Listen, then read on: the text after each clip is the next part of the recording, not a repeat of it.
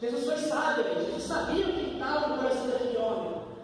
Na hora que Jesus falou, na hora que o homem falou, vou te seguir, mas deixa eu primeiro despedir da minha família, o que o homem fez? O homem olhou para trás. O homem olhou para o passado, ele queria se despedir da família dele. E quantas vezes nós somos assim, nós olhamos tanto para o nosso passado, nós olhamos tanto para nossas velhas companhias, nossos velhos hábitos, e que o Alex falou aqui, né? A gente precisa ter disposição para viver no reino de Deus. É o primeiro passo, disposição a largar quem você é, a deixar para trás quem você é.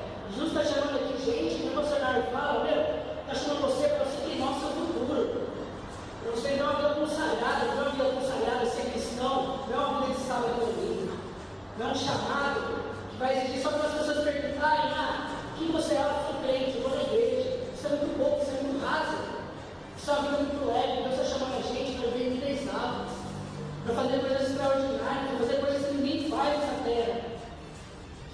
Eu queria compartilhar com vocês uma passagem que está lá em Atos 13. Vamos falar de 2 homens que foram chamados por Deus.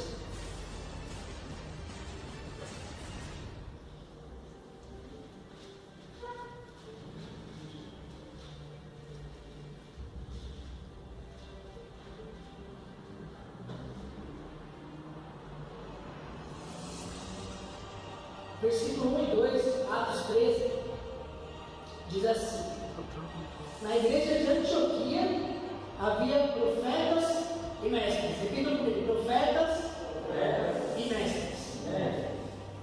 Barnabé, Simeão, chamado Lígio, Lúcio de Cirene, Manaém, que foram criados com Herodes o tetrarca, e Saulo. Enquanto adoravam o Senhor e jejuavam, disse o Espírito Santo: separem-me Barnabé e Saulo para a obra que tenho os chamado. Assim, depois de jejuar e orar, impuseram-lhe as cabeças e mãos e os enviaram.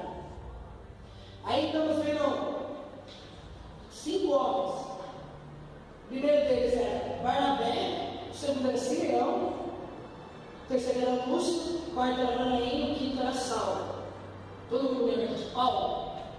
Paulo, aquele homem que era perseguidor de cristãos, e no meio de uma trajetória, ele teve um encontro com Deus e a vida dele foi transformada. Aí a gente aprendeu que o nome de Saulo foi mudado para Paulo. Mas aqui na Bíblia, a partir do momento que ele assumiu o nome de Paulo, foi no momento em que ele recebeu o chamado na vida dele. Ou seja, não foi na vida que ele se converteu, não foi no momento em que ele encontrou com Deus que o nome dele foi transformado. Aqui, depois relacionado à palavra, o nome dele foi mudado quando ele recebeu o chamado do Senhor, quando ele aprendeu o chamado do Senhor.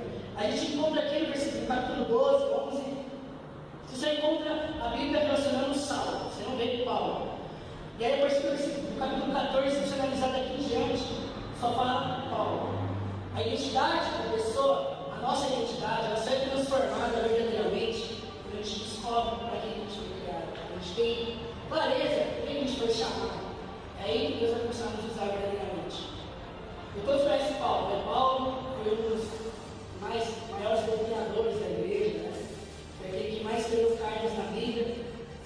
E ele foi um homem muito usado, foi um homem que deixou toda a sua vida ao Evangelho. Ele teve realmente uma disposição para viver integralmente na obra do Senhor.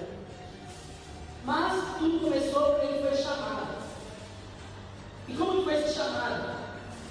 Vamos lá, analisar o primeiro versículo, o segundo.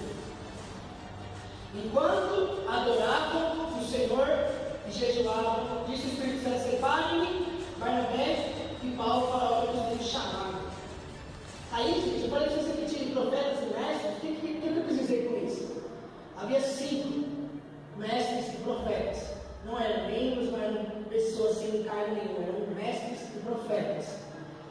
E aí, como no versículo 2, que eles estavam adorando e jejuando. Muitas vezes a gente quer receber confirmação: Senhor, para que o Senhor me chamou? Por que eu estou aqui? Para que o Senhor quer me usar? Onde o Senhor quer me usar?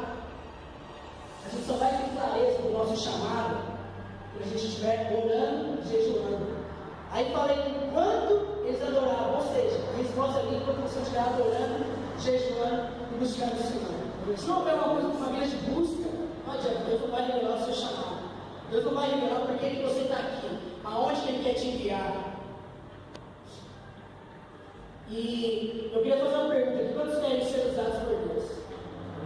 Amém. Ser usados poderosamente por Deus. E, não, eu vou falar uma coisa para mim, porque eu vivi isso. E Deus não vai usar pessoas que separam 10, 15 minutos para orar por dia. Deus não vai usar pessoas que não têm relacionamento com Deus. Eu vi um versículo hoje, versículo não, uma frase que eu acho que o pastor ensina, lembra? Ele fala assim: se você não tem relacionamento com Deus aqui na terra, o que você vai fazer no céu?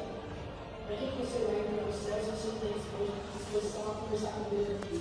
Glória a Deus. Se a gente vive uma vida rasa, se a gente não conversa com Deus aqui, obviamente a gente está vivendo um ateísmo praticamente na prática. A gente está provando para Deus com nossas atitudes que a gente não precisa conversar com Ele.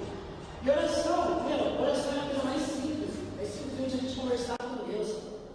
A palavra fala que quando Moisés orava lá, ele falava, a Bíblia fala que ele conversava com Deus assim como qualquer um conversa com seus amigos. Da mesma forma que tem uma pessoa aí do seu lado, é assim que Deus fala com você. Ele simplesmente senta do seu lado, ele para para te ouvir, ele tem uma atenção. E eu estava me lembrando aqui de uma pregação do pastor Naor, que ele é duro em relação a isso. Ele fala: Deus não levanta gente frouxa, Deus não levanta pessoas indecisas, pessoas que ficam em cima do muro, pessoas que muitas vezes não têm relacionamento com Ele, por causa de tantas outras coisas, porque as coisas terrestres muitas vezes são mais importantes, porque muitas vezes dá mais atenção para a nossa rede social, o nosso tempo de conversa com nossos amigos, o nosso relacionamento com Deus não vai ficar em segundo plano. Deus quer algo intenso conosco. Deus quer algo de verdade, algo de relacionamento que nos leve a experimentar experiências novas. Fomos chamados, acima de tudo, independente de quem tem um chamado diferente, você tem um chamado para um louvor, profetizar, talvez tenha enviado para outro lugar. Todos nós fomos chamados para ser discípulos.